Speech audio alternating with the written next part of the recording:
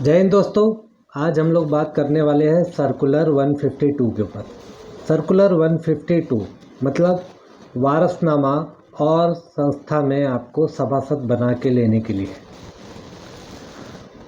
Circular 152 में दिया गया है कि एनेक्चर 2 में जो व्यक्ति पात्र है उसके मृत्यु के अनंतर उसके जगह पे वारस को वारसनामा करना और उसको सोसाइटी में सभासद बना के लेना, यही सर्कुलर का महत्व है। इसमें दो क्लॉज हैं। देखिए, पहला क्लॉज ये है, यदि एनेक्चर 2 में पात्र व्यक्ति की मृत्यु हो जाती है और उनका लॉटरी अलॉटमेंट नहीं हुआ है, तब यह एसआरए द्वारा वारसनामा किया जाएगा अंडर सर्कुलर 152। अब इसका प्रावधान क्या है? यदि देखिए, एनेक्चर 2 सक्षम प्राधिकारी द्वारा बनाया जाता है। अब सक्षम प्राधिकारी द्वारा जो एनेक्चर 2 बनाया गया उसमें पात्रता सिद्ध है। अब वो व्यक्ति की मृत्यु हो गई, अभी वो पति है तो पत्नी के नाम पे वारसनामा होगा, अगर वो पत्नी है एनेक्चर 2 में तो पति के नाम पे वारसनामा होगा, जिसके लिए डिप्टी कलेक्टर WSSRA ये वारसनामा करेंगे, जो कि आज के दिन में बदल के डिपार्टमेंट तहसीलदार 1-2 हो गए हैं। तो जो इनके पास में वारसनामा करने के लिए नमूना इन्होंने मतलब उसका फॉर्मेट बना रखा है, उस फॉर्मेट के अनुसार आपको एप्लीकेशन भरना है, उसके डॉक्यूमेंट्स लगाने हैं और उसका सबमिशन एसआरए अथॉरिटी में करना है, जिस बेस पे वो पति या पत्नी को वारसदार घोषित कर देंगे। दूसरा मुद्दा है, यदि पति और पत्नी दोनों ही का मृत्यु हो जाता है तो उनके नाते वही जो भी कहते हैं रिश्तेदार है, जो भी लड़का लड़की जो भी है, उनका नाम डाल के वारसनामा किया जाएगा। यदि उनका कोई वाद विवाद होगा तो उन्हें सक्षम न्यायालय द्वारा लेटर ऑफ एडमिनिस्ट्रेशन मतलब सक्सेशन सर्टिफिकेट, या तो विल है तो प्रोबेट कराना पड़ेगा, तो उसको लेटर ऑफ एडमिनिस्ट्रेशन कहते हैं। तो लेटर ऑफ एडमिनिस्ट्रेशन देने के बाद उनका वारसनामा किया जाएगा। ये प्रक्रिया थी एसआरए अथॉरिटी द्वारा, लेकिन कब? जबकि आपका लॉटरी अलॉटमेंट नहीं हुआ है, आपको पोजीशन नहीं मिला है, तब उस केस में एसआरए अथॉरिटी वारसनामा करेगी। अब आ जाइए दूसरे मुद्दे पे। यदि आपका लॉटरी अलॉटमेंट पोजीशन हो गया है और जो व्यक्ति एनेक्चर 2 में है उनकी मृत्यु हो जाती है, तो ये वारसनामा अंडर सर्कुलर 152 सोसाइटी द्वारा किया जाएगा, जिसका बहुत डाउट रहता है लोगों को कि करेगा कौन। एक्चुअली लॉटरी अलॉटमेंट पोजीशन हो जाने के बाद में सोसाइटी ही कहते हैं अंडर सर्कुलर 152 वारसनामा करेगी। अब इसमें इसकी पद्धति जान लेते हैं। वही सेम प्रोसीजर, यदि पति पत्नी है, एनेक्चर 2 में पति है पात्र तो पत्नी के नाम पे होगा वारसनामा, यदि पत्नी पात्र हैं तो पति के नाम पे वारसनामा होगा।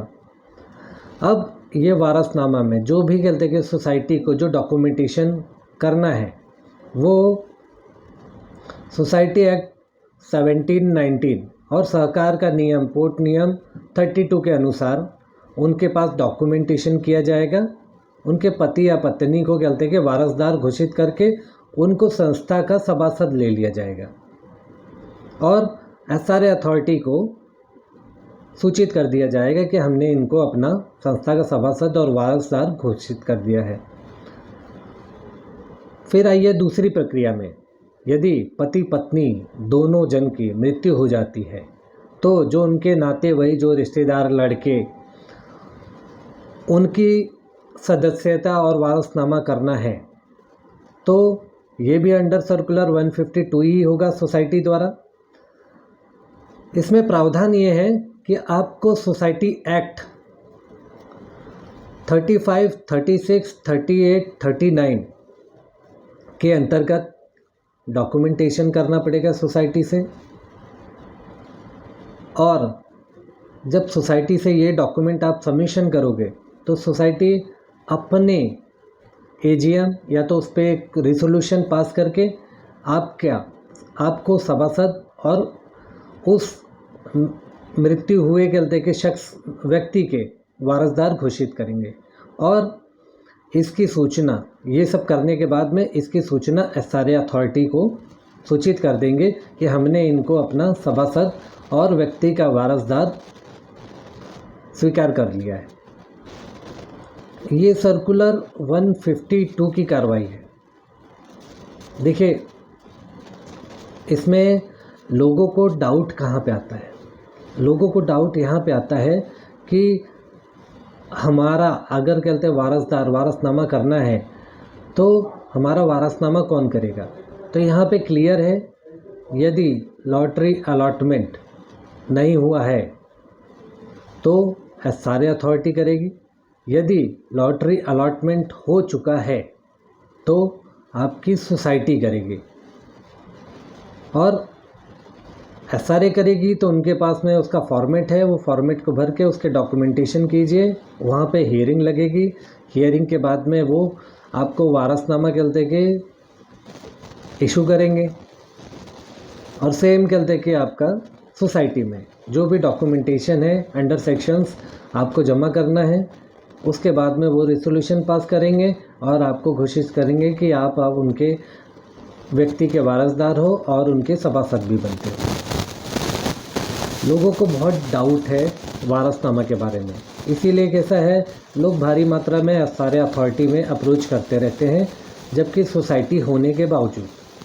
हाँ, यहाँ पे एक प्रश्न उठता है, यदि सोसाइटी नहीं करती है, जैसे सोसाइटी बनी हुई है, अब सोसाइटी को आपने इस सेक्शंस के अंदर में डॉक्यूमेंटेशन करके दे दिया और वो करने के लिए तैयार नहीं है, ठीक है, तब आप एसआरए अथॉरिटी का अप्रोच कर सकते हैं। वो उस पर हियरिंग लगा के सोसाइटी को बोलेंगे कि इस पर आप वारसनामा कीजिए।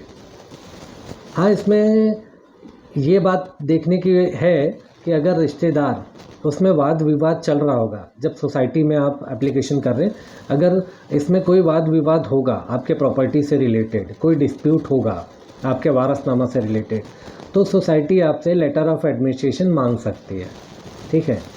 तो लेटर ऑफ एडमिनिस्ट्रेशन आपको देना पड़ेगा, तभी सोसाइटी आपका वारसनामा करेगी।